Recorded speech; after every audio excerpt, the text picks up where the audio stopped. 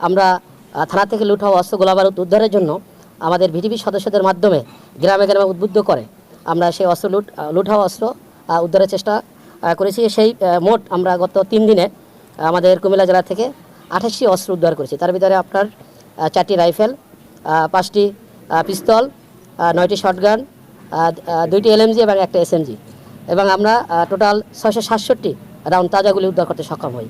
আমাদের এ দ্বারা অব্যাহত আছে। উক্ত উদ্ধার অভিযানে আমাদের ভিডিপি সদস্য আমাদের সক্রিয়ভাবে সহযোগিতা করেছে।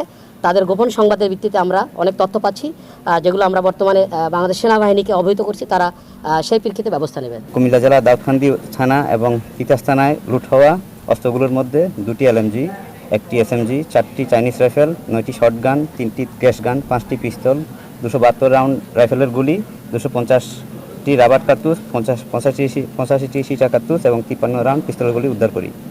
এছাড়া ফেনী জেলায় ছাগলনাইয়া থানায় লুটকৃত অস্ত্রগুলোর মধ্যে 1টি চাইনিজ রাইফেল, 4টি শটগান, 30 রাউন্ড কার্তুজ, এবং নোয়াখালী জেলার সোনাইমুড়ি এবং ছাটকিল থানা থেকে লুট হওয়া অস্ত্রগুলোর মধ্যে 1টি এসএমজি, 1টি রাইফেল, 5টি শটগান, 2টি গ্যাস গান, 2টি পিস্তল, 756 রাউন্ড তাজা গুলি, 8টি টিয়ার শেল, 5টি সাউন্ড গ্রেনেড এবং 103টি কার্তুজ এবং উদ্ধার করি।